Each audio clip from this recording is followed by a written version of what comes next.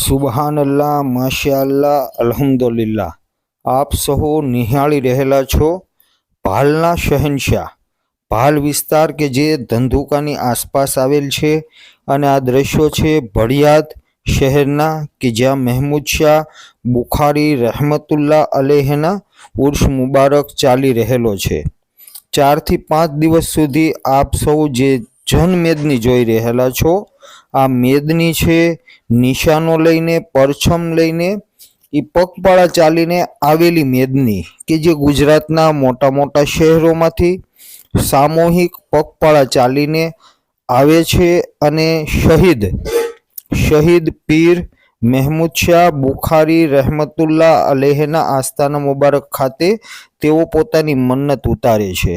આ દ્રશ્યો છે દરગાહની આસપાસ આવેલા એવા બજારના કે જ્યાં જનમેદની ઉમટી પડેલી છે। આપ સૌ નિહાળી રહેલા છો કે મોટી સંખ્યામાં, હજારો લાખોની સંખ્યામાં આ ઉર્સમાં લોકો ભાગ લઈ રહેલા છે। હવે હું તમને અંદરના પણ દ્રશ્યો બતાવું કે જ્યાં આરામગાહ છે સરકાર હઝરત દાદા શહીદ પીર મહેમૂદ શાહ બુખારી રહેમતુલ્લાહ અલેહની આ આસ્થાના મુબારક છે આપનો, આ દરગાહ મુબારક છે આપની। અને દરગાહ ખાતે પણ હિન્દુ મુસ્લિમ સમાજના લોકો આપ જોઈ શકો છો કે માનવ રૂપી મહેરામણ અત્યારે ભડિયાદ શહેરની અંદર ઉમટી પડેલ છે મોટી સંખ્યામાં। આજ જોઈએ ને તો મોબાઈલના કવરેજ પણ ભડિયાદ શહેરમાં હતા નહીં, કારણ કે મોટી સંખ્યામાં લોકો મોબાઈલનો ઉપયોગ કરતા હોય અને લાખોની સંખ્યામાં જનમેદની હોય એટલે મોબાઈલનું કવરેજ પણ આ શહેરની અંદર નહોતું એટલી મોટી સંખ્યામાં। આ છે આપનું સર મુબારક કે જે ધોળકા શહેરમાં આપની આ મજાર આવેલી છે। અહીંયા આપનું સર મુબારકને દફન કરવામાં આવેલ છે। અને ધડ મુબારક જે છે એ ભડિયાદની અંદર અહીંયા પણ મોટી સંખ્યામાં લોકો પહેલા અહીંયા આવે છે। જે લોકો મન્નત માનવા માટે આવે છે એ પહેલા સર મુબારકે આવે છે, ત્યાંથી તેઓ ધડ મુબારક જે આપનું દફન કરવામાં આવેલું છે ત્યાં લોકો જાય છે। આ છે એ ભડિયાદ શહેરની દરગાહ છે કે જ્યાં આપનું ધડ મુબારકને દફન કરવામાં આવેલું છે આપના આસ્થાના મુબારક ઉપર। આમ જોઈએ તો આખું વર્ષ લોકો તો આવતા જ હોય, પણ આ ઉર્સ છે એ ગુજરાતનું સૌથી મોટું ઉર્સ, ગુજરાતમાં સૌથી મોટું ઉર્સ માનવામાં આવે છે, કારણ કે અહીંયા હજારો નહીં પણ લાખોની સંખ્યામાં લોકો અકીદતમંદો ગુજરાતના ખૂણે ખૂણેથી આ દરગાહ ખાતે આવે છે।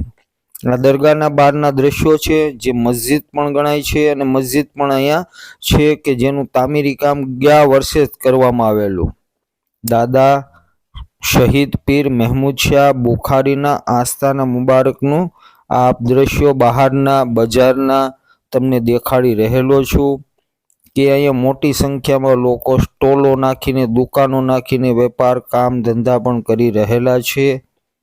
આ પરછમ, આ નિશાન કે જે અમદાવાદથી પગપાળા મેદની આવે છે, જે સંઘ આવે છે, આ એમના દ્વારા આ નિશાન અને ચાર ચોકમાં જે ચાર ચોક આવેલો છે ત્યાં આ નિશાન લઈને ઊભેલા છે। સાથે જ આપની એક મશહૂર કરામતો તો હઝરતની ઘણી જ છે, પણ આજે એક જોગાનું જોગ એવા પણ દ્રશ્યો જોવા મળ્યા કે લોકો પોતાની આસ્થા, એક બાળક છે નાનું એવું, એ બાળક ચાલી નથી શકતું, પણ હા એમને આપ જોઈ શકશો આગળ થોડી વારમાં એ દ્રશ્ય પણ બતાવું કે કઈ રીતે એને ચાલતું કરે છે લોકો। ધૂમ દાદા ધૂમ બુખારી, ધૂમ દાદા ધૂમ બુખારીના નારા લગાવે છે।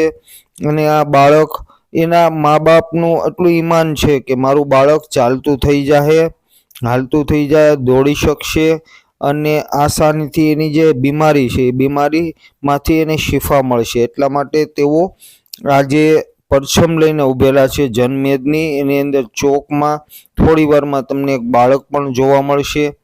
આ જનમેદની અને આ બાળક, જે બાળકને તમે નીચે જોઈ રહેલા છો, આ બાળક છે બીમાર છે, જન્મતાની સાથે આ બાળક બીમાર છે, પણ હા લોકોનું ઈમાન છે કે દાદા બુખારી એને સારું કરી દેશે, અને આ રીતે આપની મશહૂર અનેક કરામતો છે, પણ અત્યારના સમયમાં પણ આપ હઝરતના આસ્થાના મુબારક ખાતે આ બાળક જે ચાલી નથી શકતું એને ચલાવવાનો પણ પ્રયત્ન કરવામાં આવે છે અને ઇન્શાઅલ્લાહ દોડતું થઈ જાય એવું સૌનું ઈમાન છે.